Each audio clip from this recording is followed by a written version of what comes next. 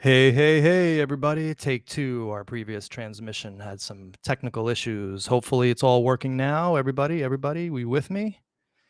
I don't know what happened before, but anyway, guys, so welcome. We got a really good one for you today. And of course, oh, great. Thank you, John. Yay, everybody. So hopefully we had 35 people watching before. Hopefully they all make it on over.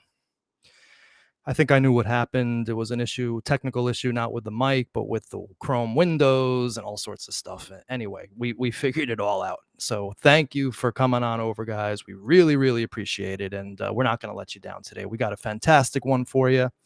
And but before I was saying, a big shout out to Scott Cardinal, and I want to just repeat that once again. Why? Well, because just looking at the chat window, I am noticing a lot of new names out there, and it's not really a surprise. Why? Because, well, two interviews I did just in the last week alone got over almost up to 11,000 views, and we got over 600 subscribers just in the last week. So in many ways, it feels like the first time, feels like the very first time. We had such an amazing feeling last year when we were doing the what I call the discovery phase, the investigation phase of our video series. And man, we had like 10,000 subscribers, almost 700 paid subscribers. It was really a great thing, and it hasn't felt like this in a while. And well, it's really starting to feel like it again. All infusions of fresh new blood into the mix, and we love it. Why? Well, because as Neil Peart said, I don't care about popularity. I want influence. I'm gonna have to give you Ruby. That's not the right. That's not the right, because I had to do a new thing. Let me give you the new. Sorry, the new window here. I mean, I'm sorry, the new call-in thing. So I want call-ins today, but let's get underway before we go too into the call-ins. So big shout out to Scott Cardinal. This guy is a really fine gentleman, and we're going to be doing another show tomorrow night. Looking very forward to it. Tomorrow night, what we're going to do is we're going to do the cult thesis explained. I'm going to just dispassionately go through Maury Terry's thesis for the newbies from start to finish. And then, of course, the week after, I demolished the cult theory with brand new facts. And again, all for the newbies. Give me a second. I'm here in the Bronx. Ambulances and the police are all over the place. Hey, Jen Harold, new names. And of course, we want to thank Eric Hundley and Scott Cardinal for all this infusion of new names. So Simone, all this stuff is on my Twitter, which is exactly what I want to show you now. So if you guys go to my Twitter, this is where I do all my announcing of shows. And here's the show we're on now, the photos of Son of Sam. And again, I really appreciate you coming over. We had a different technical issues on the last stream. We had to switch over. So we got Psychiatric Sunday tomorrow, which is going to be fantastic. It's entitled David Berkowitz, The Normal Psychotic. And I'm excited because Eric put this one together mainly. I was just so busy this week. Eric took up the reins and the mantle, and he put together a really good show. And Scott's show is going to be tomorrow night at 6 o'clock, live in 29 hours. The Son of Sam Cult Thesis Explained. But before we get to that, actually, I have another breakage in aisle 2. I was going through the Queen's DA stuff, and I found another whopper that Maury Terry told us. This time it was all about the dog ear. But those of you who are old school heads of the Ultimate Evil, you know about the mounted dog ear story. John Carr supposedly cut off an ear in Yonkers, brought it over to North Dakota, and had it mounted on a trophy. We're going to debunk the hell out of that tomorrow. Hey, Scott, how are you? So we were just saying, Scott, and thanks for making the switch over to the new episode. We were just singing your praises, my friend, about how great it's been being on your shows, and how many new people have come over to our station. And let me tell you, Scott, you got some nice viewers. I like them a lot. So it feels really great to be speaking to a whole new group of people. And of course, we have the old group of people as well. All my stalwarts, Ruby of the World, Corky, Moet, Gary, everybody's here. All right, so what are we doing today? Actually, this is a show that was influenced by my new friend Scott Cardinal, and I've been watching this cat a little bit on his station, and I'm realizing, wow, here's a guy, and everybody who should say hello to Scott and give him a big shout of support. And those of you who are my fans who never heard of this guy Scott Cardinal should go check out his YouTube. He does some interesting stuff. So I said, here's a guy who's like speaking for 4 hours. I mean, this is a guy who puts us all to shame in terms of podcasting and video casting. Here's a guy who speaks for 4 hours, and he's just, I don't want to say just, but he's showing pictures, and he's, talking about pictures, and kind of like the old school Jewish grandmother. Oh, let me show you pictures of my trip. Oh, let me show you pictures, right? And let me tell you something, it worked. It works.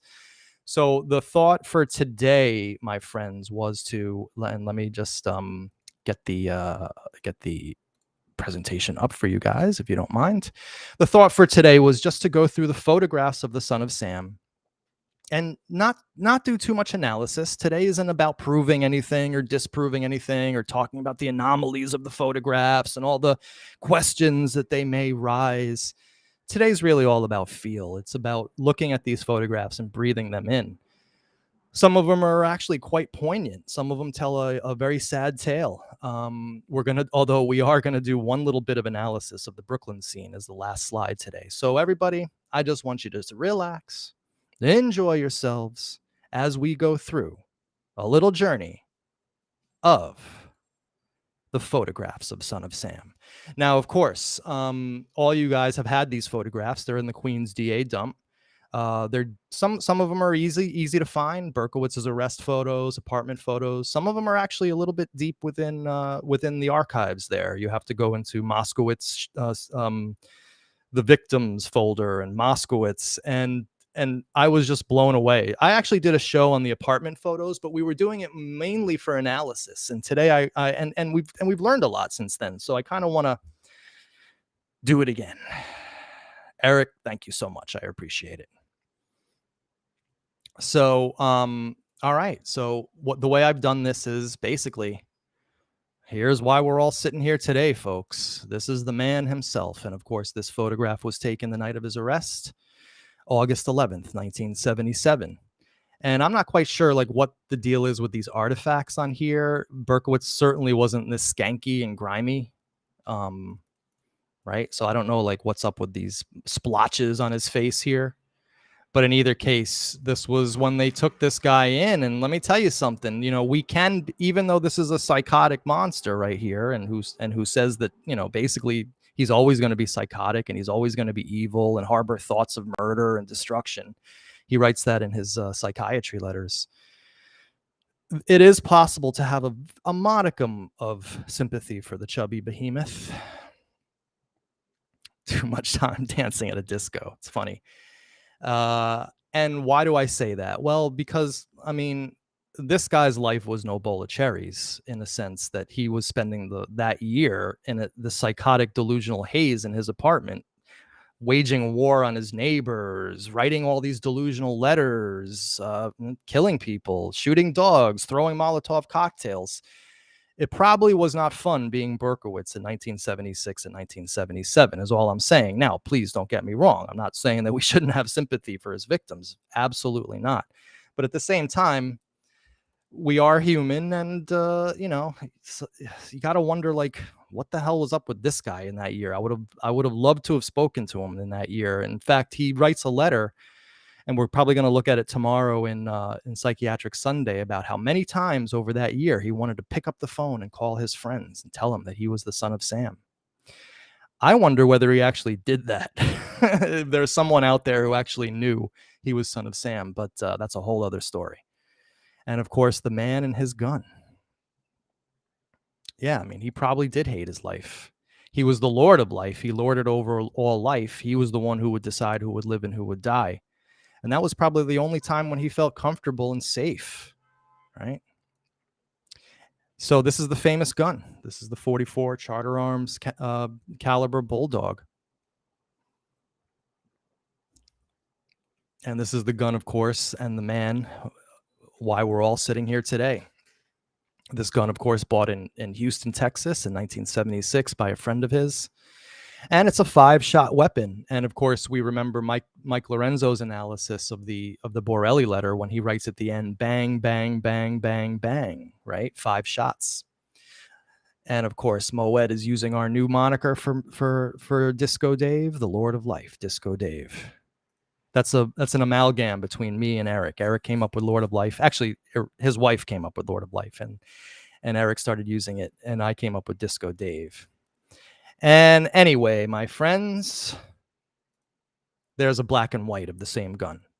Now, a lot of people, they look at these photographs and they notice things, right? Like the tile is different here on this floor than it is on this floor, right? So immediately to a lot of people, this becomes a conspiracy. Oh my God. They moved the gun. This means it was tampered. NYPD was involved. No, they just moved the gun along the floor and they took a different shot of the same gun on a different floor. And that's all these things are. I mean, we're going to see pictures of his apartment where things are in different places and different photographs. We're going to see pictures of his car, where one photograph shows a can of something here and the next photograph shows it up there. I'm just going to tell you straight up, these were not considered high impact and important crime scenes, his car and his apartment. And they were ransacked. And they were ransacked by investigators, by the cops, by the press. So, a lot of times things that may seem conspiratorial are actually very easily explained when you know the actual reality of the situations involved. But we'll get to that when we get to this later. So here's Berkowitz's apartment. Now, again, I did a show on this where we analyzed it in great detail. Today is all about feel. And again, there are a lot of newbies who've joined us as well. So we want to, kind of give them an updated feel of this, an updated look. And so Berkowitz apartment photographs are actually, in my opinion, very important for the Son of Sam historian because, well, they're rather mundane and they show a guy who was just living in some cheap building, built in the 1960s. Now, he lived on the top floor, which I find interesting. And I wonder whether he specifically wanted a top floor apartment just so he wouldn't have upstairs neighbors, right? I mean, think about how he wigged out on his downstairs neighbor, Craig Glassman, right? He would call him up saying, turn your effing phone, TV down. He put freaking bullets in front of the guy's door and lit him on fire. Wrote him all sorts of nasty letters. So just imagine he had upstairs neighbors. Oh my God, it would have been, those people would have probably gotten killed. But this is, when you see these photographs, it humanizes everything. And, you see the people, this guy Berkowitz, yeah, monster, no doubt. But it's rather interesting that he just lived the life, and had his little fake potted plant, his candle, his bookshelf, just like pretty much everyone else. And of course, this row of photographs here, which are hard to make out. We can see that this is his father, Nat Berkowitz. It's actually a very famous picture of his father, Nat Berkowitz. This must have been the original. This looks like Berkowitz in a auxiliary outfit. Remember, he was John Catalano. It's funny. Pretty safe to say Berkowitz was the neighbor from hell. Absolutely. And so we remember, of course, that Berkowitz was an auxiliary police officer in the 45th precinct. And he also loved to buff on fires as well. And now we've learned from his psychiatric letters that he set arsons like a Emma effer. Okay, so he was lighting fires everywhere. So it's like a classic thing where you have like the buff, right, who's actually the arsonist, who then wants to go and save the day by putting the fire out. And Berkowitz definitely had that personality. So a lot of these are hard to figure out. This looks like it could be Berkowitz and some woman. I'm not quite sure who. Maybe these are his nieces. Maybe this is his real mother. Again, hard to make out. And of course, this photograph is, just shows the end, really, of his life as a free man. He was living in this kind of bummy apartment. We spoke to a person who was in his apartment, Maria, who was a childhood friend of his, and she said he never had much furniture. They sat on the floor. in his apartment. So, that's another Maury myth, that he had all this nice furniture that they took out in the middle of the night a week before. He had all this help with all his friends and they took it down to a Salvation Army. Sorry, here's his stereo unit that Maury said was taken away. He never had much furniture. But what's interesting here, of course, are the shirts. Tommy Zano said that the shooter of Moskowitz, was wearing a gray shirt with the arms rolled up. Well, dude had nothing but like gray shirts right here. I mean, this might be the shirt that he shot Stacy Moskowitz in, right here. Okay. In fact, it most likely is. So here is, of course, a picture of, the topsy-turvy apartment with the hole bashed in. Now, this hole is interesting because in the book, Maury Terry says this hole was punched in the wall about a few days before the arrest. Lieutenant Paul Hart. I always misrank that guy. Lieutenant Paul Hart sent me a clip of a woman, and I don't want to play it because I got one video struck already for copyright claims, so I have to figure all that out. But it's his next door neighbor, and she says that it was a month before the arrest that he knocked a hole in the wall, that she heard that. So the jury's even out on that. But what I find interesting about these photographs, that especially the ones that start showing the writing on the wall, the famous, or I should say infamous writing of what did a vampire take this photograph? Where's the reflection of the photographer? Here's the writing, right? It's very underwhelming. And we'll see more pictures of the writing. But when they, the burnt orange color is amazing. I can't tell you how my parents had a million things in that same exact color in the 70s and into the 80s, because quite frankly, they never changed their furniture until about the 90s. So again, more photos just showing you how this guy lived, big, heavy drapes. He said that he put these drapes on to drown out the sounds of the baying dogs down the hill, right? And of course, we just showed you in this drone footage that we just got, his proximity to the Carr house, to the Netto house. And he was, of course, sending letters to both the Nettos and the Carrs saying, hey, shut your effing dogs up, right? It's amazing that the Nettos didn't get any press or hardly any press. And they certainly didn't get the fame that Sam Carr did and the Carr family, mainly because, well, the Carrs were the ones who got all the attention after the arrest. And of course, then Maury Terry erroneously, and in my mind, maliciously, and with malice aforethought, brought the Carrs into his cult theory as well, setting them on a 45-year nightmare. Well, I should say Wheat Carr, on a 45-year nightmare, which luckily we came along and we ended.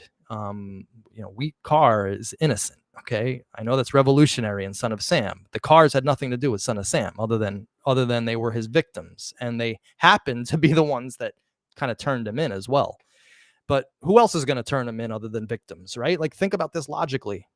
The random neighbor who didn't know David Berkowitz wasn't going to go to the cops and tell them about David Berkowitz. It was going to be the people who he was harassing. It just makes sense. There's nothing conspiratorial there. So anyway, but I find these photographs to be quite poignant, just showing, how this guy lived. Here's his kitchen, right? Rather mundane. Yeah, nothing looks like too dirty or too gross. In fact, like I said, my friend's father, the fireman, said that he was in that apartment a few days before the arrest and it was pristine. So I personally think that he set up this apartment in the days before the arrest. Maury makes it seem like it was so hard. Mike Lorenzo once wrote me an email. He said, I could have that apartment looking like that in less than 20 minutes. And if you think about it logically, you can do this. You can take hammers to the wall. You can draw things on the pen. It's very easy for me right now to take things off this desk and just throw them on the floor. It's not that hard.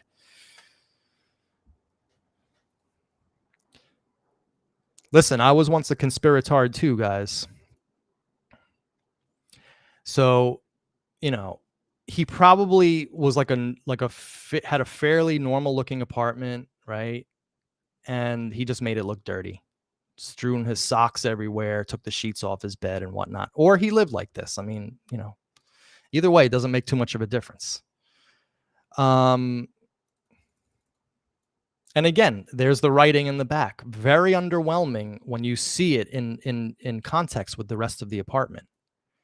But yet they use this writing, and we're going to see pictures of it in black and white and close up, where they made it seem like it was like the worst thing imaginable. Like this is the craziest guy on the planet Earth writing on his walls. I mean, it's almost barely noticeable. It's actually quite a cool looking tapestry right here. I don't like the color, but that's a great design. So now here's photo albums. Okay, yes, Berkowitz had photos. Oh, looky right here. I never noticed this before. What's this?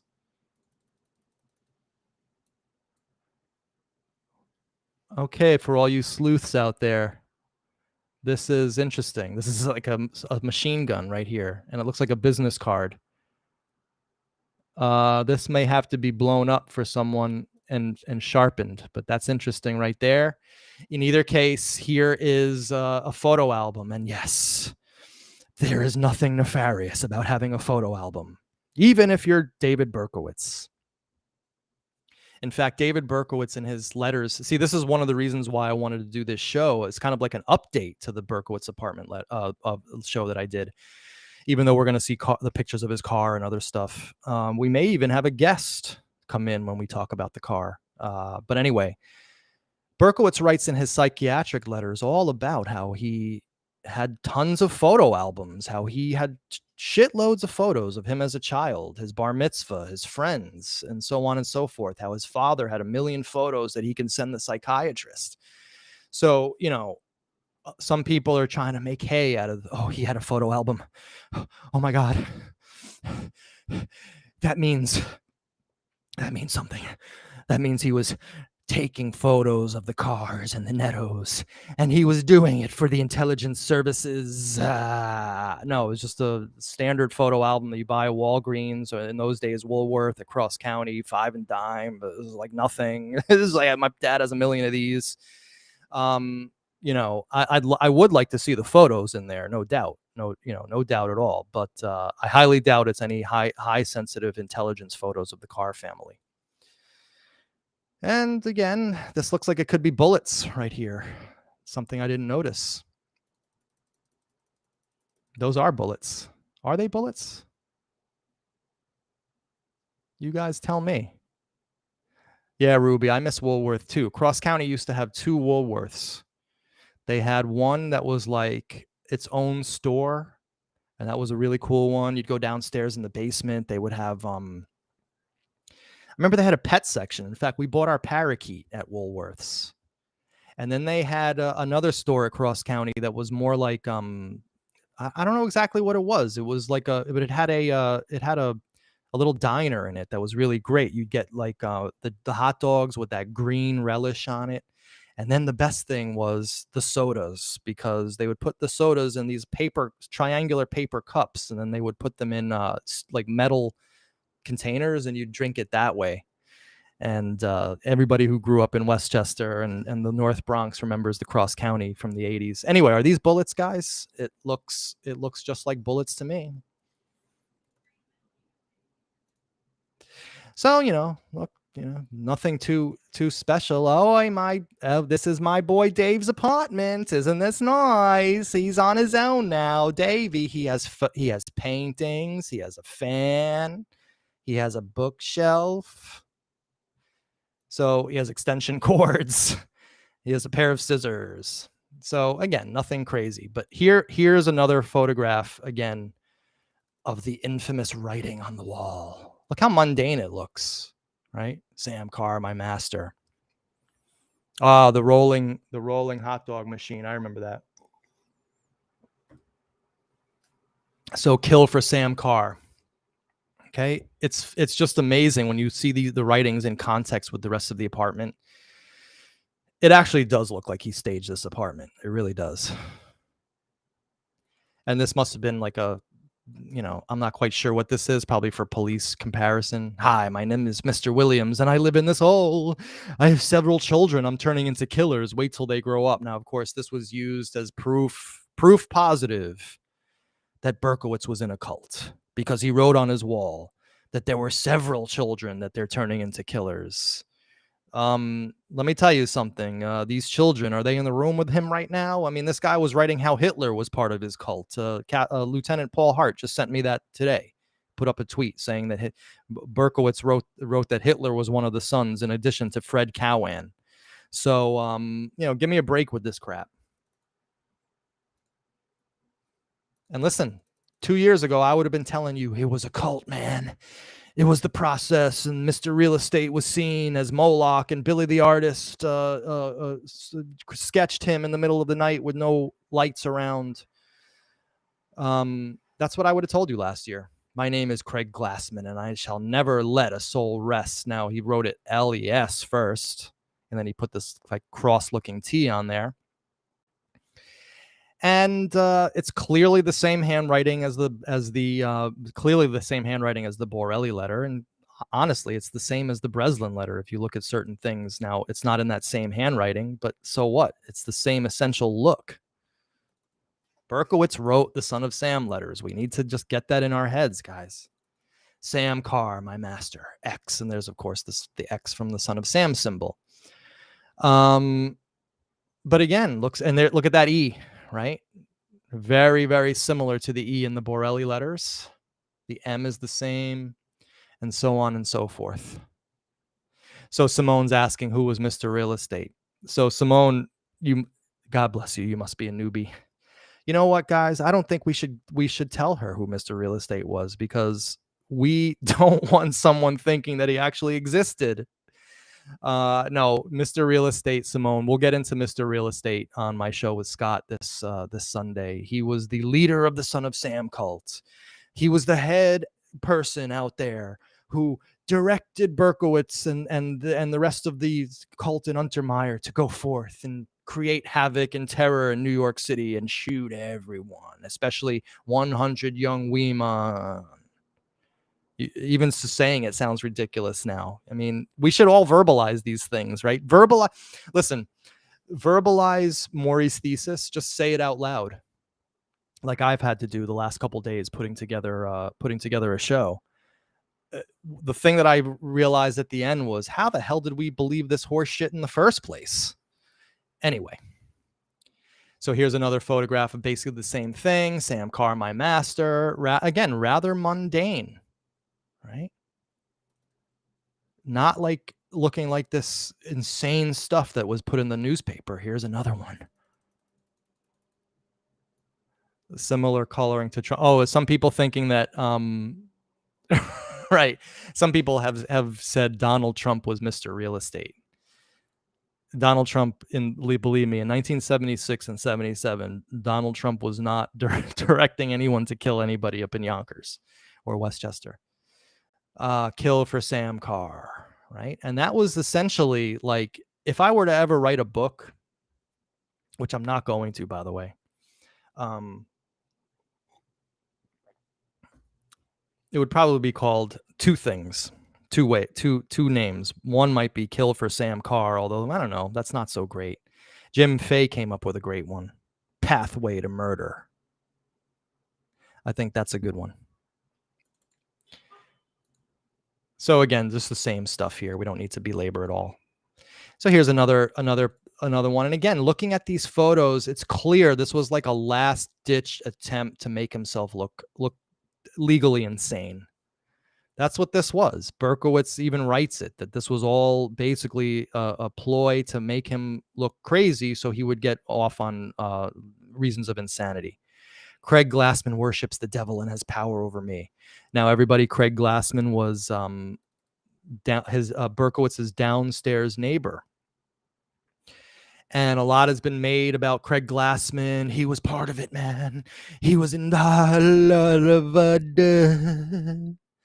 No, Craig Glassman just had the unfortunate luck of being in the wrong place at the wrong time. Someone had to move into that apartment below Berkowitz. It just so happened it was Craig Glassman. It could have been Moishe Heimowitz.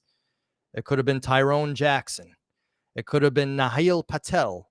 Instead, it was Craig Glassman, right? I mean, it was just random.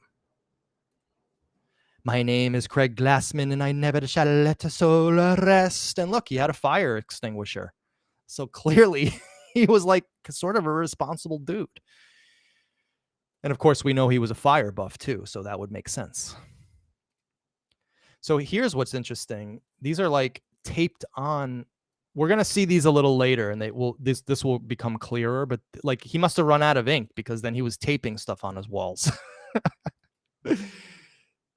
So again, this is just more of that. My neighbors, I have no respect for, and I treat them like shit. Sincerely, Williams. Okay. So here's another Craig Glassman has power over me. And we see that Berkowitz liked his oatmeal, HO oatmeal. Right there. Okay. So here we have, actually, this would make a very interesting, this is actually a very interesting juxtaposition, really. Neat, clean silverware and dishes, right? Nice box of yummy and healthy oatmeal, right? Got to get rid of that cholesterol. And then Craig Glassman worships the devil and has power over me. And then here's those two notes over here, which we'll read. So Enigma, I don't think I've seen your name before, but you seem pretty well versed in the story, which is good. We're glad to see you over here. Welcome.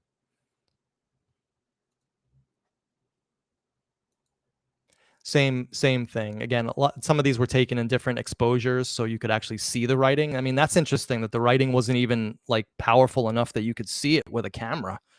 You had to do all these weird exposure things to the camera to make it seen. Sam Carr. Okay, he's just writing Sam Carr on his walls. Sam Carr.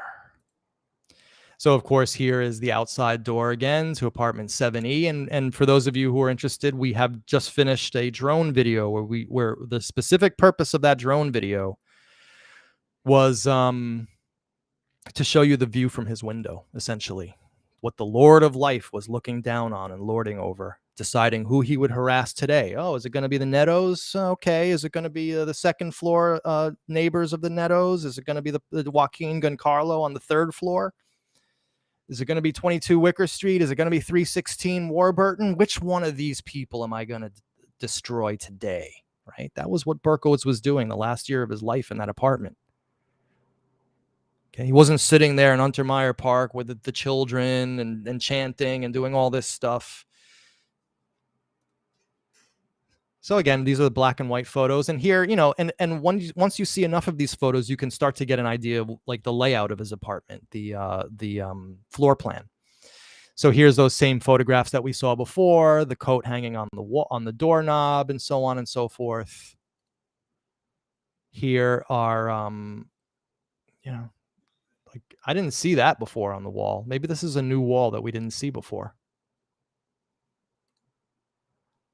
And everybody, I know that you were waiting for all this time to see the spot where David Berkowitz took his shits. Yes, folks, this is the toilet. This is the famous toilet where Berkowitz dropped deuces, hopefully every day, hopefully twice a day. Okay. That was it right there. Actually, let's look at that toilet a little more. Let's see how well he kept that clean. It's hard to tell. I mean, that's normal wear. I've seen that.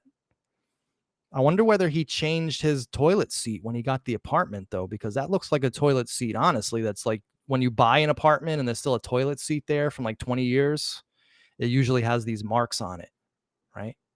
And then you put on your rubber gloves and you change the toilet seat and you do all that. But this is where Berkowitz shat.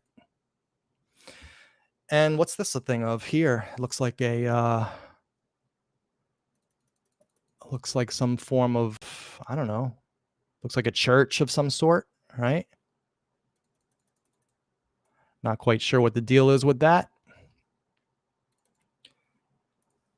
So again, photographs of the same thing, but in black and white. So you can see the writing on the wall a little easier. Excuse me. So someone asked if they found binoculars. Gabriel. I still got to figure out how to pronounce it. Gabriel. Always a great commenter. I wonder if they found binoculars. Now we do have a voucher of the stuff in his apartment.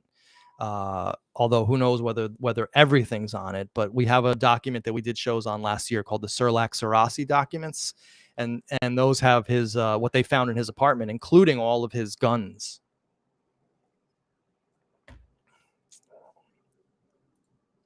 So here you see the they had to do it in black and white with high exposure in order to see the writing. So the writings weren't even written like that prominently. They were done rather dull.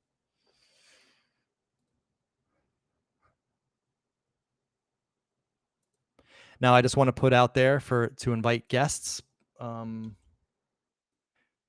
Please call in. We'd love your thoughts on these. We'll go through a few photos with any caller that calls in. So, all right, what's this down here?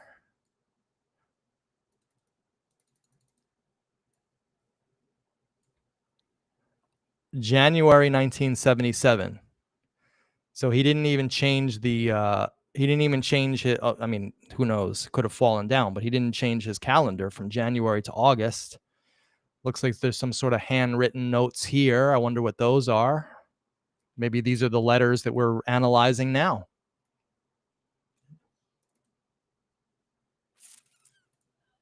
Okay, so here's those two. When he ran out of red ink, he put up Post-it notes. So this is going to be either 18 or 22. I would imagine that it says 2018 here because I don't know why 22 is open here, but let's just say 18. 18 Wicker Street says kill. The beasts of 18 Wicker need blood. Innocent people must die, says 22 Wicker. Maybe this is 18 or 22. Wicker Street, the house of hate, the house of murder, the house of death. Scream. 2677. Now, this is interesting. Wicker Street all day long. The dog has been something, probably it says here, forever. Right, exactly. Those of you who want to call in, thank you, James. When you call in, please mute your YouTube immediately. Okay, mute your YouTube feed immediately and just pay attention to me on the actual live stream. Okay, those of you who are calling in, forget about watching YouTube when you call in. You're on a delay. Okay, so you need to, when you call in and you get into the studio, stop looking at YouTube and mute it and just concentrate on us in the studio. Hey, we got someone. We got the great Eric. Hold on, Eric. I got to put on my headphones. Take your time. What's up, my friend? Oh, something just occurred to me because I'm really fed up with this guy. He repulses me. I really mean that. Preparing for tomorrow's show. What you just showed with his room sometimes being very neat and sometimes everything all over the place. It's like the man. What? It's like the man himself. That's what I'm saying. It's like what he writes to the different people that I will try to bring out successfully, not impose upon others. Tomorrow, he oscillates, he changes. There is the proper gentleman, proper way to sit, proper way to have his room, and then it's a complete mess. And that's like everything else. That one letter that last week's show was brilliant when you compared the Son of Sam letters and the apartment letters. And there was one letter, remember, one paragraph he's writing so normal, and then the next paragraph, demonic, dogs, people, yeah. There it is. The way the room is the way he is. There's a total structure and pattern to this man. It's not incoherent. It's madness coherency. Exactly, the normal psychotic. I think you captured it brilliantly. So absolutely, we're going to go through that tomorrow in Psychiatric Sunday. Any other observations? I don't want to be angry, but I'm not little Saint Teresa who can pray that the guy going to the guillotine comes to the cross. I can't feel it for him because I think of Suriani, Esau, Lomino, and everybody. I can't. And it's not Judas Priest with a Bible saying kill. I just can't. I kind of those people. I think I wish I had a bell and I could read everybody shot by him, including the NATOs, the Carrs, and the dogs, those who survived and those who didn't. Well, maybe we'll do that. But yeah, totally. I agree with you 100%. He's a very unlikely name. Bung.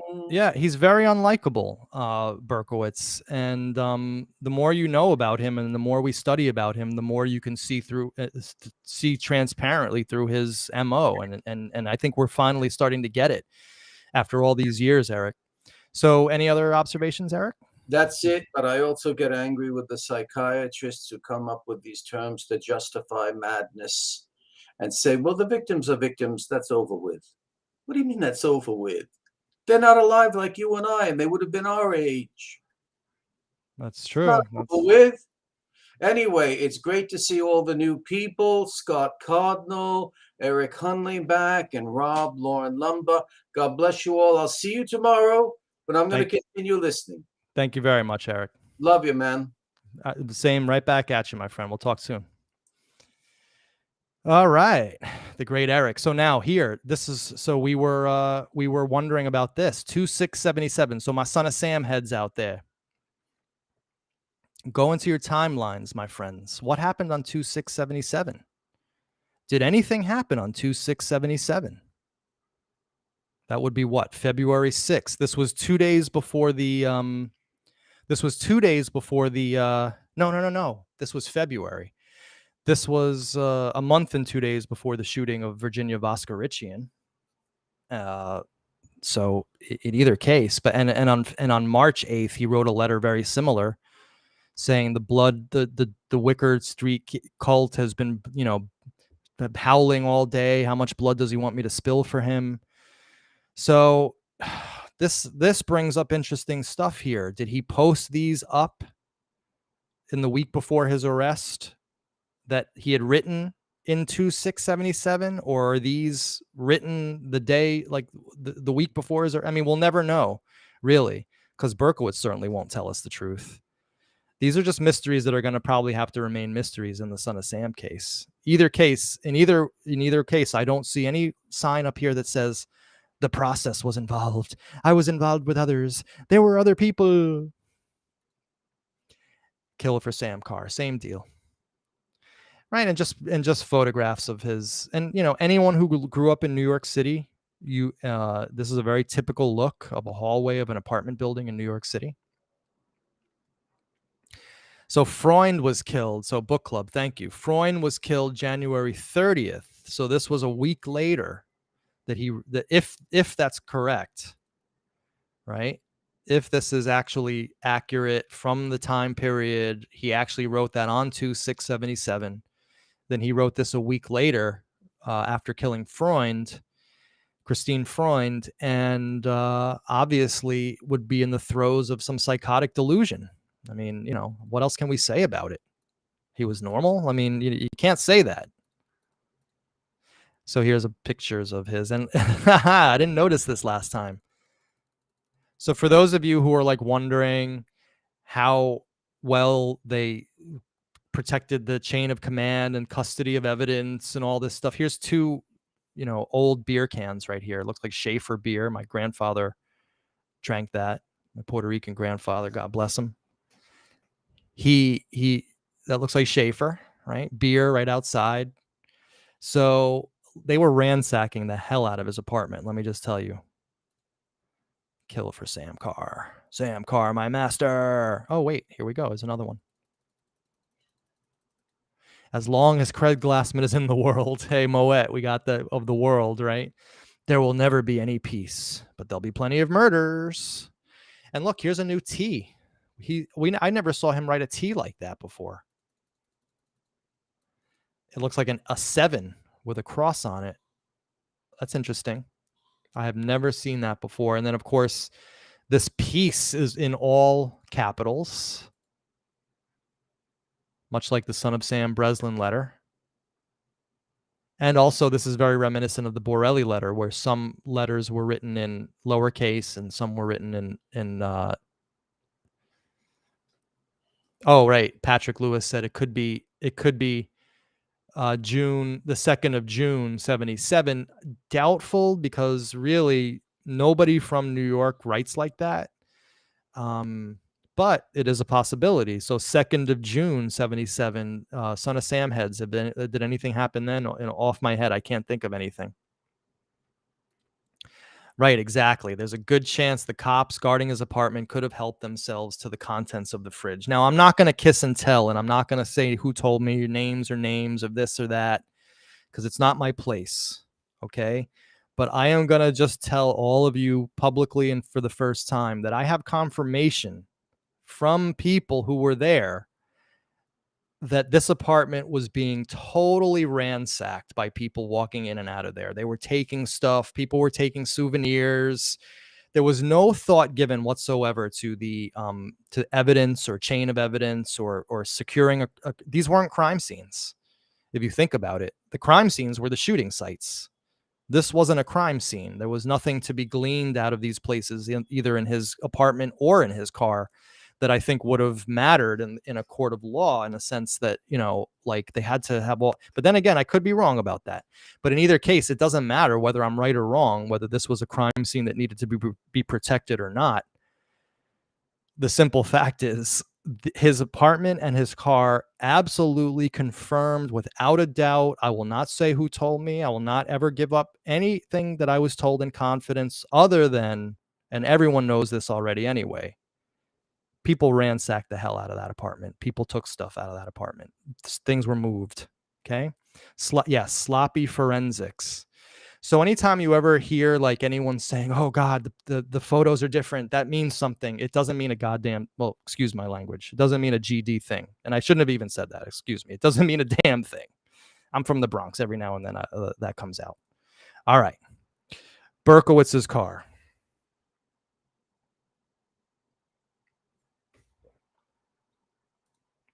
So a teenage boy took most of the photos. Now I know one of the teenage boys that was in that apartment. And I'm not sure how true that is, but I know that there were teenage boys in that apartment for sure, because one of them got kicked out, and one of them was actually a contact of mine in the video series. All right, Berkowitz's car. Right, exactly. Sue Kissinger makes a good thing here. He confessed. Would they investigate the same way, as if trying to find proof of guilt? Exactly. They had their man that night. He said that he was son of Sam. He had confessed to all the murders. He gave them details about all the murders that night. So it's like, no, basically Sue is correct. I think that there wasn't much thought given to crime scene integrity there, because it wasn't a crime scene. Okay. All right. So Berkowitz's car, and hopefully, let me put in the invite guests here. Let me get the thing, because hopefully we'll have a guest come in today. I have someone lined up who I want to share this specific topic with, and hopefully that person will call in soon. So Berkowitz's car is actually another one of these things that's kind of poignant in a sense, because just like his apartment, you can get a feel for the guy who Berkowitz was and the kind of life he was living. There it is. I mean, now, of course, we have to remember that we're looking at this in 2022. So this car is going to look old and ratty, but it was already a little bit, weather beaten by then. This was a 1970 Ford Galaxy. And hey, we have someone here who has a great experience with this car. In fact, this following person, this person who is no stranger to the old school heads of the video series, but who's going to be introduced to the newbies for the first time. This person actually chased this car. Jim Fay, how are you, sir? Hello, Manny. How are you? Hey, it's been too long, Jim. We haven't had you on in a while. I feel bad about that. It's just that we haven't had any topics to really speak about. But this was one that I called you, that I got in touch with you immediately on, because I'm sorry. This is a topic that I can discuss Yes, firsthand. this is a topic you can definitely discuss firsthand. So for newbies to the case, Jim, would you just briefly introduce yourself? Well, at that particular time, I was a dispatcher for the fire department, and we became aware of, as they say in legal terminology, numerous rubbish fires and false alarms and general nuisances in the Bronx area, one of the Bronx areas. And myself being a dispatcher, became detailed aware of what was going on, and I accumulated some information. With the information I had, it all pointed to David Berkowitz in this car. And at one point, I didn't plan on it, but me and a couple other fellas wound up following this car after an episode of one of these nuisance alarms in the Bronx, and we followed them for a great deal of hours, number of hours, and from there, David turned into the son of Sam that we all know now. There's some question about whether some of the shootings overlapped these nuisance fires and false alarms that he was doing. But if you can put up a link to my original video, we go into much greater detail in that one. Yes, that would be very helpful. But the point of the whole thing is that we were aware of this car. It came up in several part of the investigation of these rubbish fires and false alarms in the Bronx. And when we saw it at another time, we followed it. And the rest, as they say, is history. Now, you are absolutely positive this was the car that you followed that night? Oh, sure. There was no doubt about it. Yeah, I saw it firsthand. Again, not to go into too much detail, but there was one false alarm or several false alarms on City Island one particular night, and myself and John Rinciari and another party went up to City Island. As we crossed the bridge onto City Island, this car was going the opposite way, so I made a U-turn and we followed him for quite a while. And he knew somebody was following me. He didn't know it was me. Right. But so for those of you who are interested, let's get Ruby, if you can, if you're still in the chat, please put up the link to Jim's interview where we go into great detail about this. And of course, yes, Corky is absolutely right. Jim Fay has really helped shape this community and give it grounding. Absolutely. Having these law enforcement guys, having these guys who are actually there really is a very sobering thing. It pours a lot of cold water on these conspiracies because, these guys were there. This guy, Jim, was chasing this car. So 561 XLB is the plate that you called in, correct? Right. So what are you thinking here, Jim? You talk to us. Well, we didn't stop him. I mean, some people say, well, you should have stopped him. But at the time, we had no authority or inclination in stopping him. Right. We just figured that if he knew somebody was following him, he wouldn't become the pest that he did with these alarms and what have you. So, as I say in the video, at one point we eventually lost him, but the sun was coming up when we lost him. So it was we were glad we lost him. So you were just driving basically all night following this guy.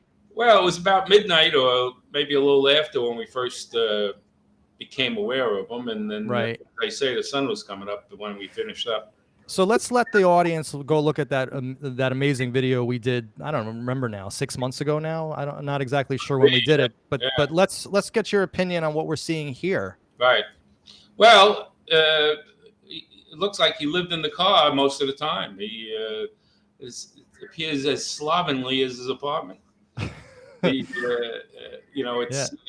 then again, I mean, look at here. Look, there's a razor blade. What I thought that was? I thought that was a straw. I was going to say it looks like my car at that time.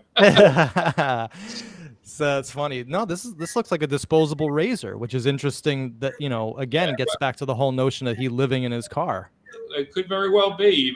I mean, if he was out all night pulling false alarms, I mean, I'm sure he had to maintain a little decorum in case he had to go to work the next day. So there's a question here from DJ. So Maury didn't talk to these law enforcement officers back in the day. DJ, we have a whole story about that. John Rinciari, Jim's friend, friend and who knew Berkowitz as well, not personal friends with him. He said to Maury, he met Maury and started talking to him, and he made one critical comment about the ultimate evil, and Maury literally turned his back on him and wouldn't speak to him. This was in 1988. Right. Maury could have had all this information that these guys are giving us now in 2021 and 2022. He could have had that in his years, but I have a feeling we know why he wasn't interested, but that's for another show. Well, he had to write a book. He had to write his book. Exactly. So here is, I wonder what's up underneath all these blankets and tarps. Another thing, Yeah. Well, are they blankets or are they? I thought they were covers, but maybe it looks like tarp, like a tarp material. If they were blankets, I would say he was probably sleeping in the car too. Right. And he would write in his psychiatric letters about how he kept this car in tip-top shape, like not the appearance, but the engine. And he was always tuning it up and changing the oil and making sure that it ran well, because he would spend all his time roaming around. So this is the front of his apartment building, which looks exactly the same today. I have prominent video of this. It doesn't even look like they've changed any of this, Except really. the building address. You're right, exactly.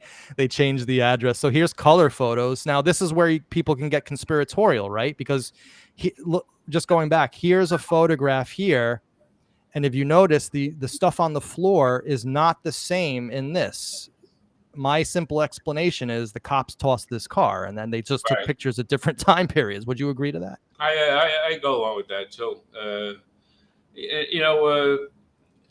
Despite what they show you on television, police work is not an exact science. Right. And things happen that just have to happen. There was another point I was going to make about the car, and I forget what the hell it was now.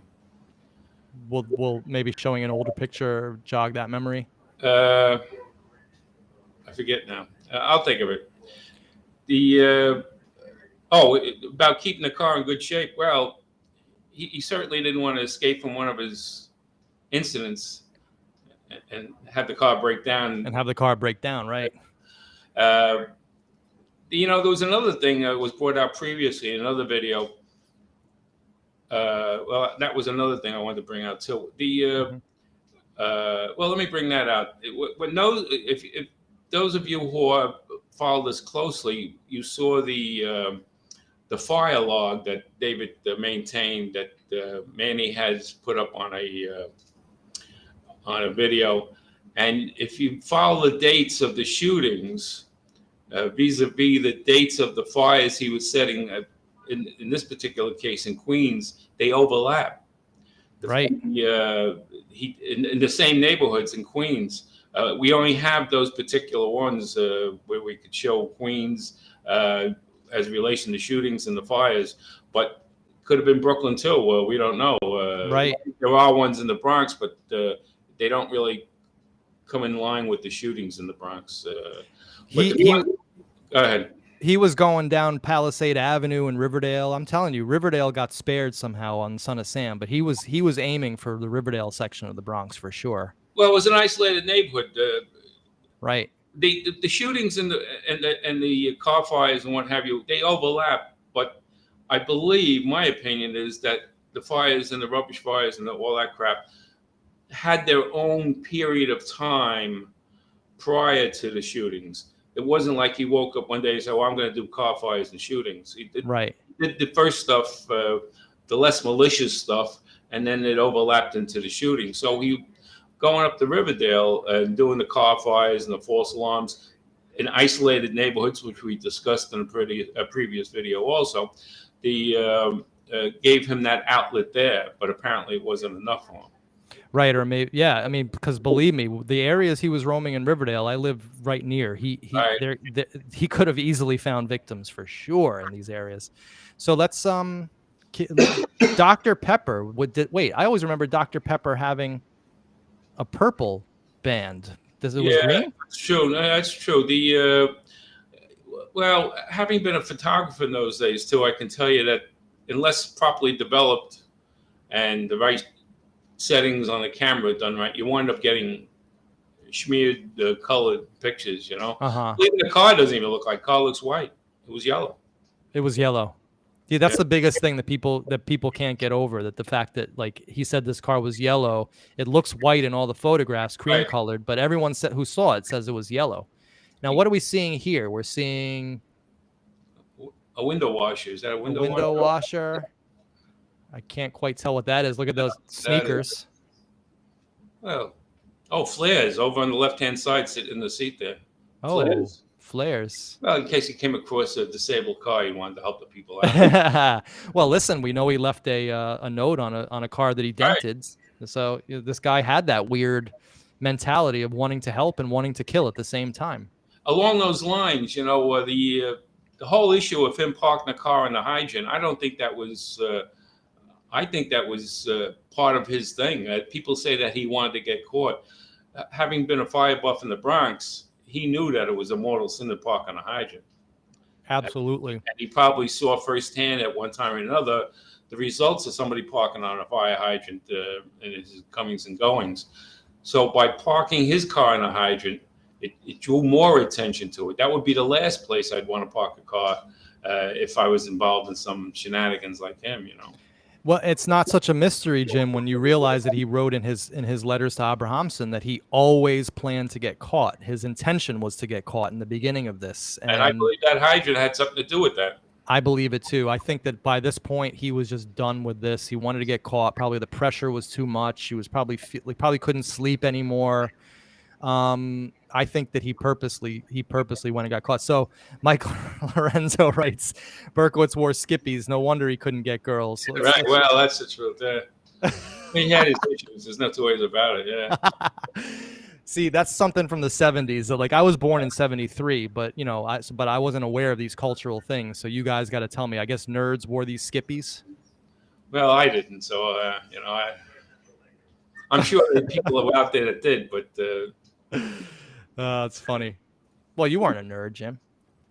So apparently not, from what I've been told later on. No. Here you can see it's kind of yellowish compared to this white right here. Do you know where the picture was taken? Was that on Pine Street? That's on Pine Street. There's the famous van right behind him. So that's a YP. That's a Yonkers Police Department vehicle, which is white. And so you can see it's sort of creamy yellow here for sure. It was just to bring back what I was talking about before.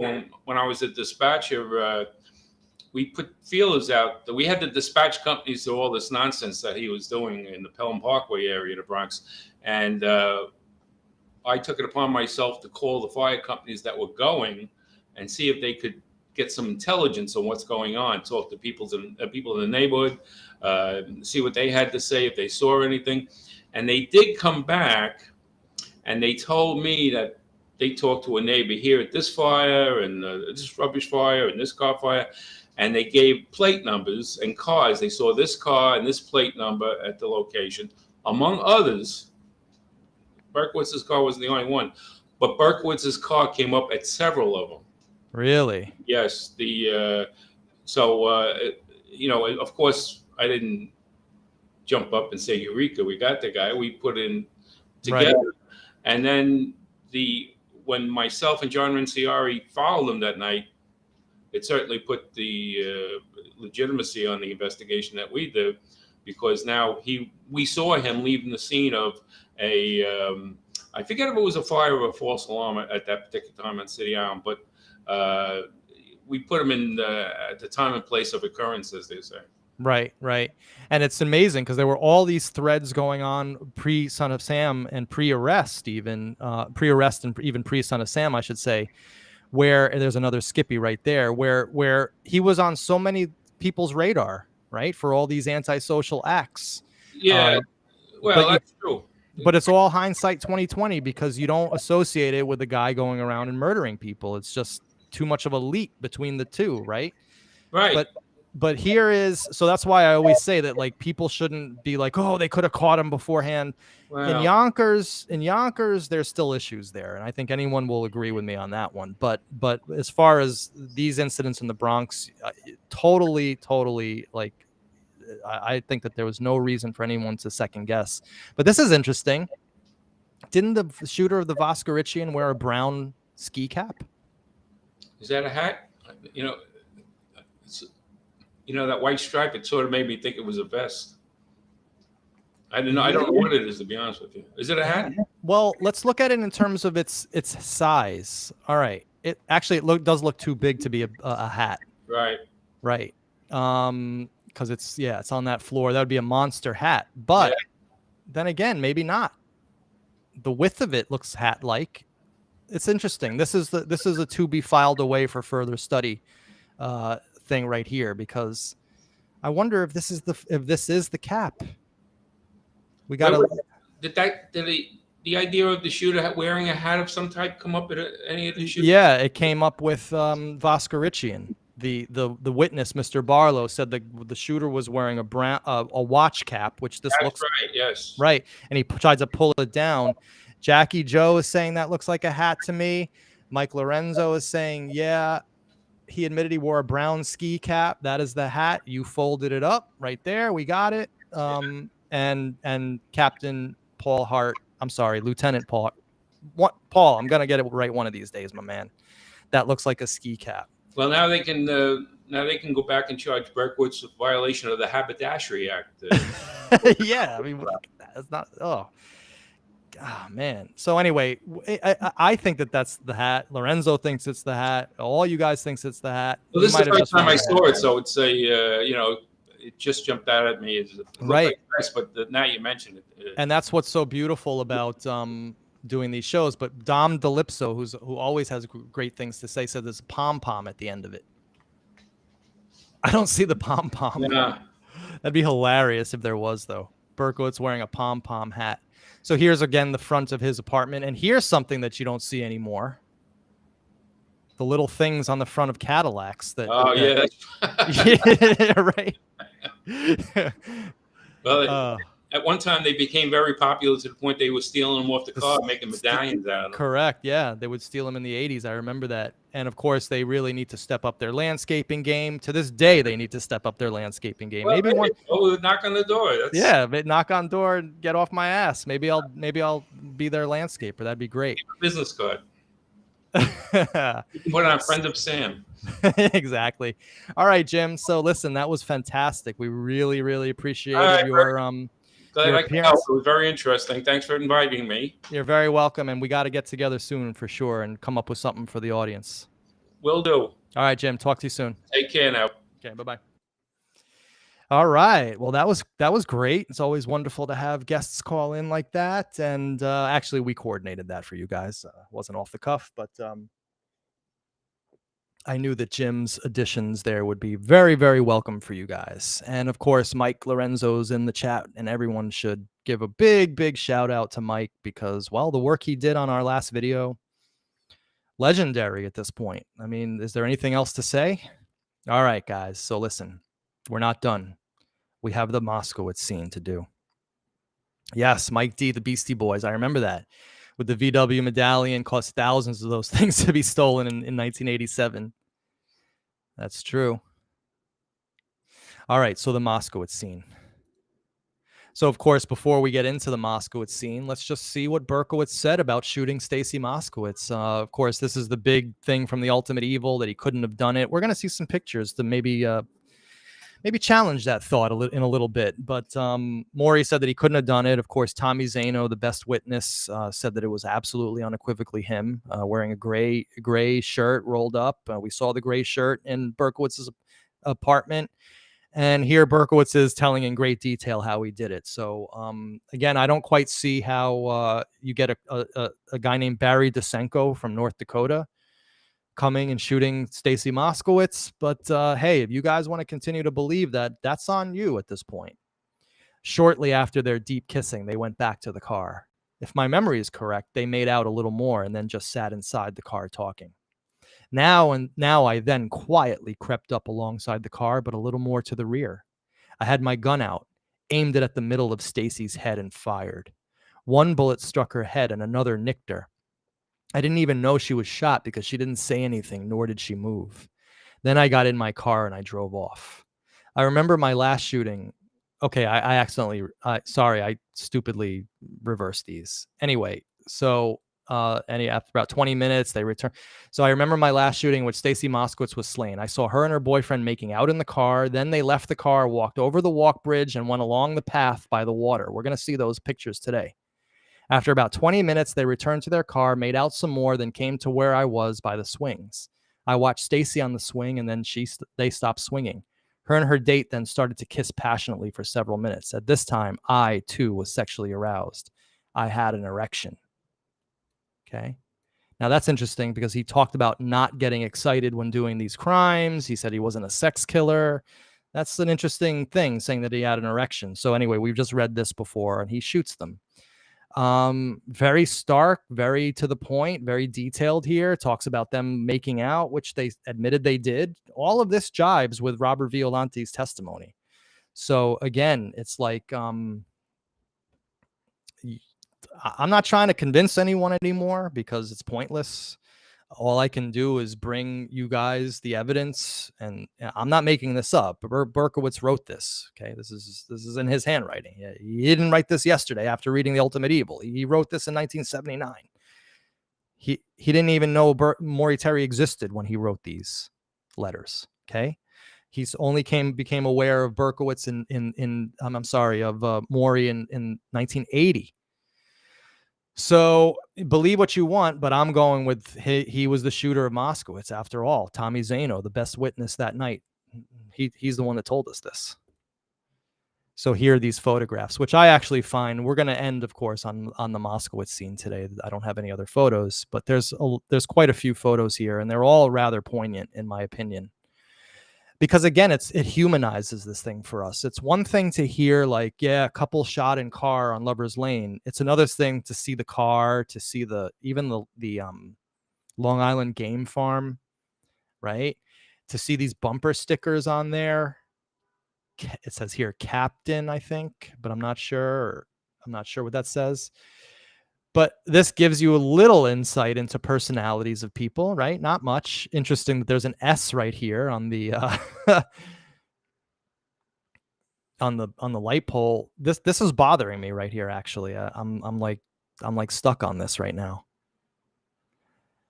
Yeah, Mike, the fuck is up with that S graffiti? I'm wondering whether he scoped out this area and chose this site because that graffiti was there. John Catalano, who's from this area, I remember that S. That's very interesting to me. Or a 5. It could be a 5 too, right? Exactly. It could be a 5.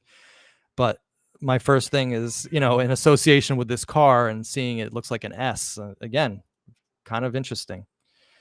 Here's the 69 Buick Skylark. Maybe it was a 70. And my dad had one of these cars. I remember he bought it in 1980. It was a 69 Skylark. It was a 2-door. He bought it in 1982 for $500 off of one of our neighbors in the building. And we loved that car. I'll never forget the smell of mildew. Maybe you guys can remember cars from the 70s and the 60s. By the time the 80s came around,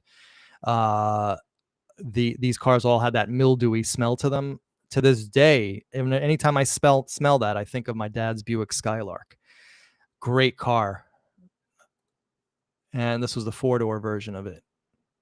So someone says here it was green. Okay, it looks brown to me, but John, I'll take your word for it. Occult resonance, the S. It could be. It could be. Now, again, maybe had all the spots pre-planned and marked.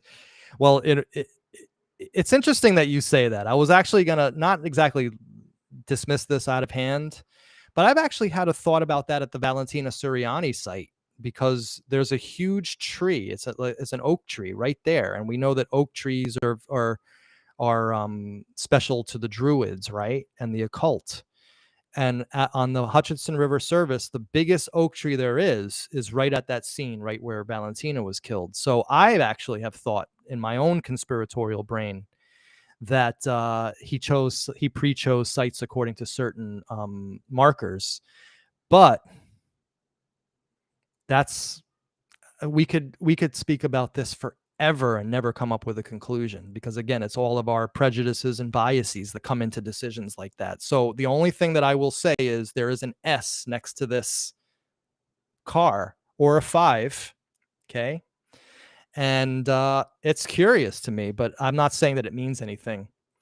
So Mike Lorenzo says our air fresheners were stale Pall Malls in the ashtray. It's funny. Pall Malls, my grandmother, my Jewish grandmother, my abuelita, my Puerto Rican grandmother, was kind of a health nut in a sense.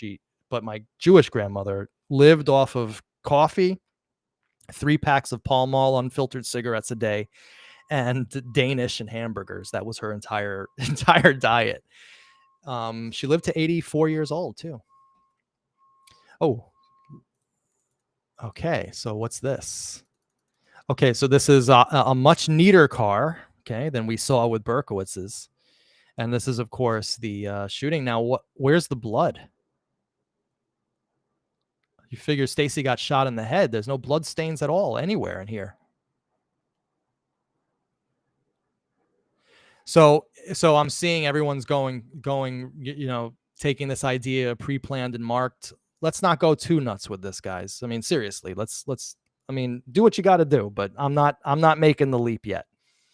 I am finding it very curious. There's no blood on these seats or blood stains anywhere. 2 people got shot in the head in this car, and there's not one blood mark anywhere. All right. And of course, the people of the world, right? The people of Brooklyn, back when men were men. This guy here was probably like, I don't know, a teenager, even though he looks like he's 40 years old. This guy was probably in his 30s, even though he looks like he's in his 60s. I mean, that's how people look back then, right? Like, here's a teenager. He looks like he's 40 years old. Here's a teenager that looks like a teenager, sort of. But it's just, kind of poignant to see all these people. And of course, it's still nighttime. It's probably 3, 4 in the morning at this point. So it's still dark out. And as these pictures go on, you can see it getting lighter. And John also says no shattered glass. That's kind of curious too. And Paul Hart, of course, says, how would he know someone would be parked there? If he was stalking lovers' lanes, it wouldn't be too much of a leap for him to think that someone would be parked there. So I'm not quite convinced at that argument, Paul. But what I'm stuck on right now is, where's the shattered glass and where's the blood? And John says, and John, who lived right there at that time, the spot was a lover's lane. So it must have been known as a lover's lane. And we know that he was in that area buying guns. He bought his guns in Bay Ridge, Brooklyn, or Bensonhurst, right near here. All right, let's look more at the car. So again, more. Now, there are still teenagers who look like this, no doubt, but notice the testosterone here, okay? I'm just going to say that because look at Brooklynites today. It's like linguini physique, soy boys everywhere, men who are like skinny and all pasty, and like their arms look like pencils, right? There's no testosterone anymore in the American male, hardly. Okay, my generation, my Gen X was like the last one would right? But these guys were men. All right, so what is Judge Smalls from Caddyshack doing there? Where? Hold on, where? I'm not so familiar with that movie, but isn't Judge Smalls the I forget the character's name, the white-haired guy. Anyway, so like this guy over here, I mean, you want to talk about testosterone. This was his 12th birthday right here. This dude right here. Hey, that looks like Sal Lupo. Not for nothing. And more men of the world, more people of the world. Here we have some girls of the world. But again, it's just, this is a New York City that does not exist anymore and will never exist anymore. And it was really, in my opinion, the pinnacle of the special times of New York. Some people say the 50s, but there was something about the 70s and 80s. This guy must probably either a reporter or a cop right here. Probably a reporter. I think I see a camera there. Not sure. Guido Convention. It's funny. This one I chose for my thumbnail because I found, out of all the photos that we've seen, I found this one to be the most moody and the most, in a way, the most poignant, because everyone's gone. The sun's coming up, right? Only the police remain. Everyone went back to bed. Everyone moved on with their lives. And you have the police remaining. This guy is kind of like looking, maybe I'm just assigning him emotion, but this guy's looking kind of sadly and wistfully at the car as he's walking towards his colleagues here. And you just see the singular car here, right? And several hours before, one woman had lost her life in here and another man was blinded forever. Here you see the S or the 5 again. And there's just something very moody about this shot that I like, that I love, actually. I think this is a very, very poignant and emotional photograph, in my opinion.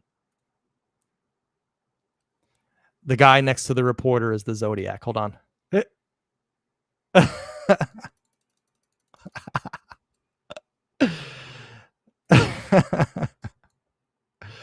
That's funny.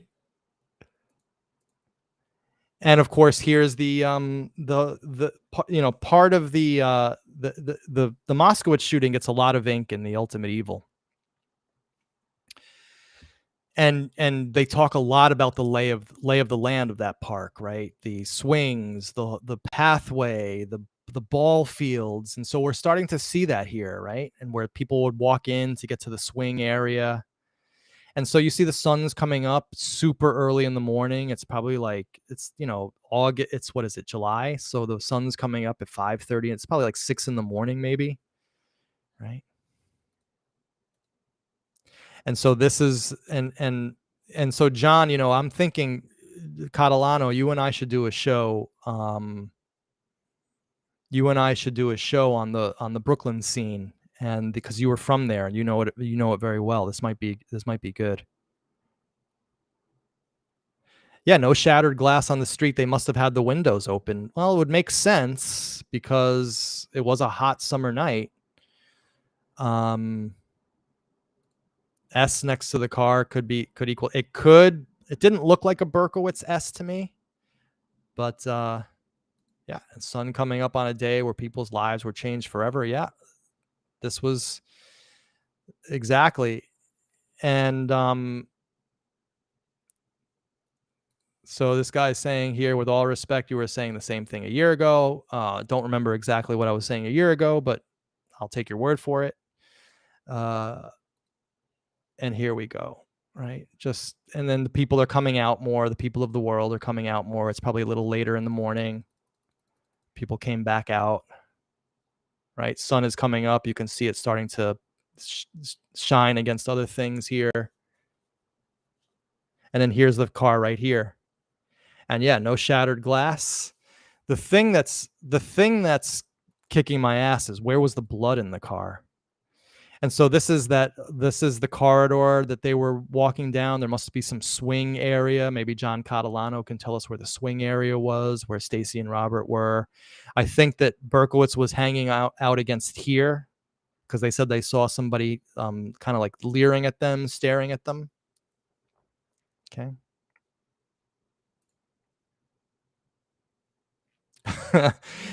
Book club. Can you imagine if it was a 22? I would go back into conspiracy land if it was. And then here's the handball courts, which I believe gets spoken about in The Ultimate Evil. And again, no shattered glass. Yeah, the windows look open here to me. So I think, John, probably the windows were open. But there didn't seem to be any damage in that car either. Like, weren't there more bullets fired than were people hit? So, okay, hold on. Mike wrote something here, which we should address. If she was shot with her head back on the seat, she could have bled onto the headrest. Also, once you die, your heart starts pumping. So the blood in the head wound, believe it or not, could have been minimal. Mike is a detective who dealt with dead bodies as I deal with plants. So I'm going to take his word for it. We know she was shot in that car. I don't think that was ever in doubt. I just find it odd that there was no blood, but it might be one of these things like what Mike says, where it's just like reality doesn't always match up with what we see in the movies.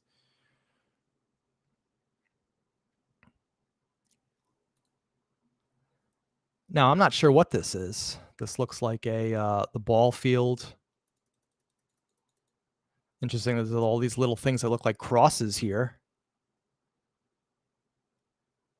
What's up with all these little cross things here? Is that just my imagination? Is this the Skylark right here?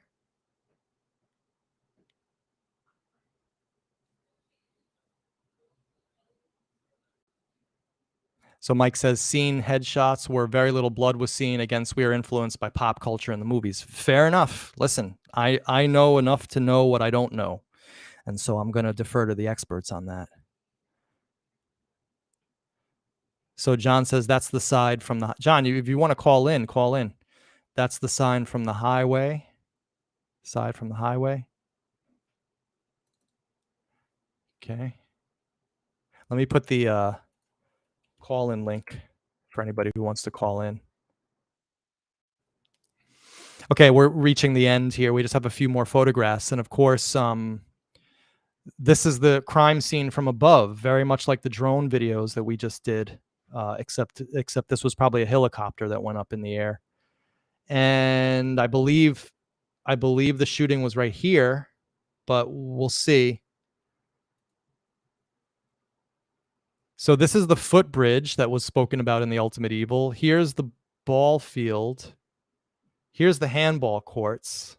So, okay, here's the corridor. Here's the park corridor where you would walk in, where they walked in and out. So I don't know where the swings were, but this is good to know. Okay, now here's a little bit back out more. So the shooting site was right here, roughly. I think like right around here.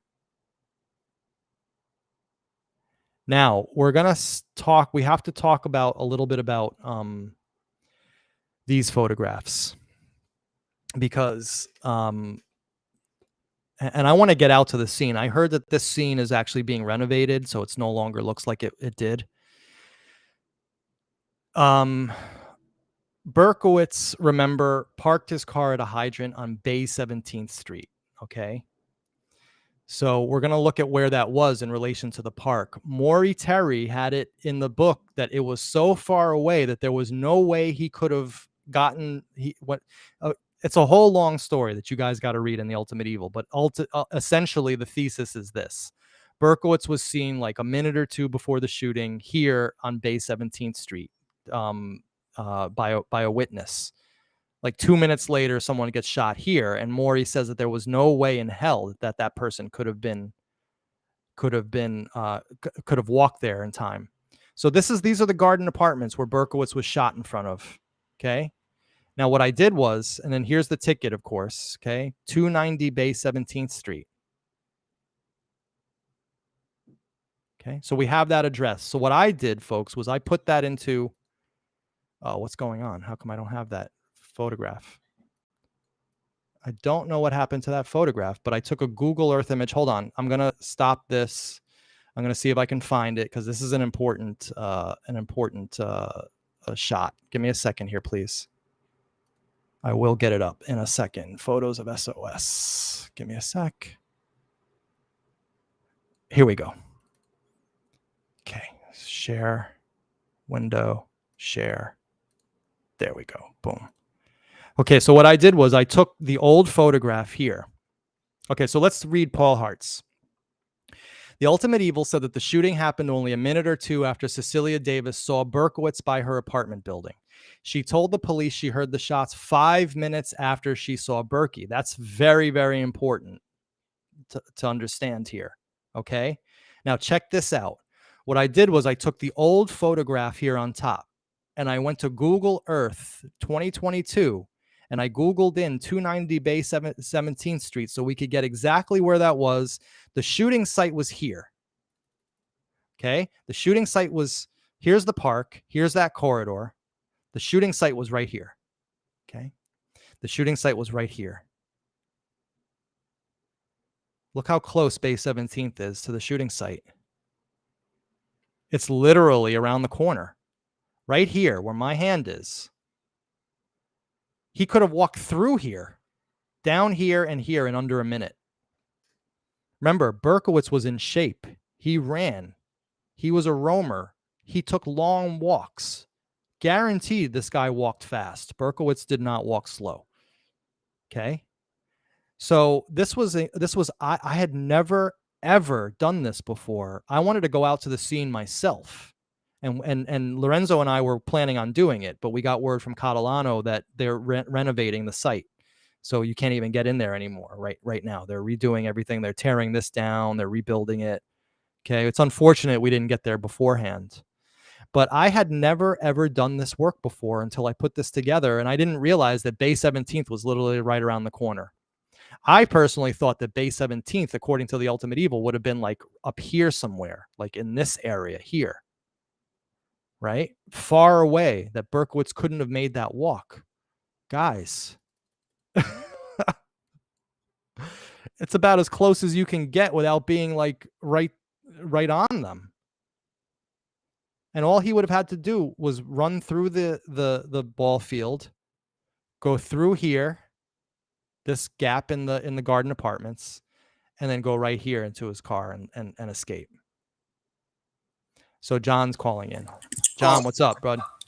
Hey, can you see me, Manny? We can't see you, but don't worry about it. What's up? Okay.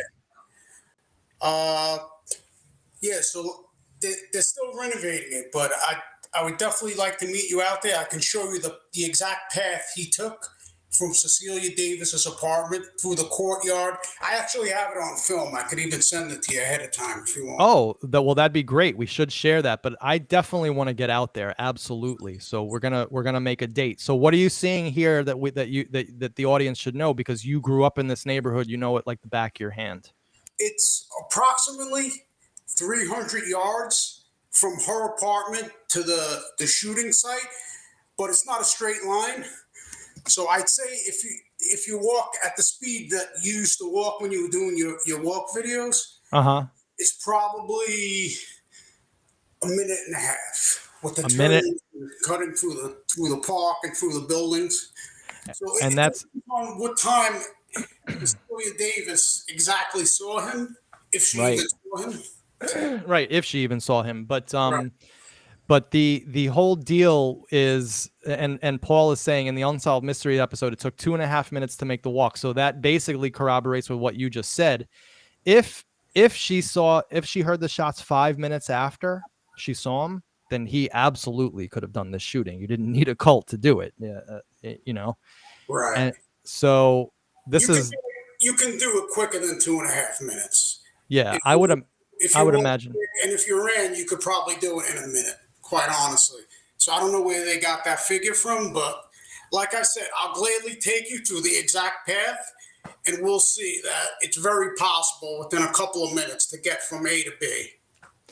Well, Mike's in the audience. Hopefully, Mike, we should take John up on his offer maybe one of these days. And Mike says, of course he did it. He had the gun, ballistics, witness, positive ID with investigators, admission. He ran from Freund, Vosk, and even Harvey was a hike. He was 24, not 74. Very, very, very, very important. And Mike said it would have taken him about 50 seconds to make it. So again, these are observations from detectives, not from laymen, and I think that we should take them very seriously. So, John, listen, I'm going to get in touch with you. We're going to take you. I'm going to take you up on that offer. Hopefully, I can convince Mike to make the ride out there with me. Anytime. I'm usually there every week anyway. My parents still live around the block, so I'll drive. You pick up the tip. Easy, Pat. Well, Mike, you got a deal. All right. I think we're gonna make this happen. All right, John. Listen, I'll be in touch with you soon. Okay, bud. All right. Have a good one. You too. Thanks so much. Well, guys, I think that's pretty much it. We got what we needed to do done, which was show you these photographs and not, get too conspiratorial, not get too into the actual crimes and the story, but just to kind of breathe with them and feel them and, look at them and see how they made us feel. Right. And do a little analysis. We learned a few things that we didn't know before. One, that there might have been that brown ski cap in the back of Berkowitz's car, and other things that we've learned about, which I don't recall right at the moment. So, but this was a great show. I'm really, really happy that we did it, and I want to say thank you, especially to everybody out there. So Catalano, any places to get a hero over there? We definitely got to get an old school hero in that neighborhood for sure. But I'm definitely very excited that Eric called in, that we had the amazing insights of Jim Fay, that Mike Lorenzo was here in the chat, adding his expertise to the whole thing. That's what really this is all about. And I'm so happy that we are the clearinghouse for all this information. I really, really believe it's necessary to do this type of work because, again, we're cleaning up messes. We've been living with this lie for 45 years that Berkowitz was a member of a large-scale satanic cult and that they helped him do the murders. And when you see all of this evidence in front of you and you feel it even, but when you see it and you analyze it, it's very easy to see that no cult necessary. This guy could have easily have done this all on his own. So listen, I want to say thank you to everybody for watching. You guys were amazing today. Awesome, awesome show. I think this is going to go down in history as a good one, a great one. And of course, we have 3 shows tomorrow. Psychiatric Sunday at 11. I'm going to do a quick pop-up, a breakage in aisle 2, one of my occasional ones where I have to clean up someone's mess. And in this case, I have to clean up Maury's mess. And then we have the Scott Cardinal show at 6 o'clock. And that one's for the newbies. That one's where I'm just going, even though I don't believe in it, I'm going to be very objective and just lay out Maury's cult thesis. It's essentially a book report on the ultimate evil. Okay, with no commentary from me about editorializing. I'm just going to lay down Maury's theory very fairly, right? Like a journalist would. I'm going to lay down how Maury proposed that Berkowitz was a member of a cult. And then in the subsequent week, the third week, well, I'm going to demolish it. So in either case, my friends, I want to say thank you so much. We really, really appreciated you guys being here today, and we will see you on Psychiatric Sunday, 11 a.m. on the dot with Eric Galati tomorrow. Thank you so much, guys. See you then.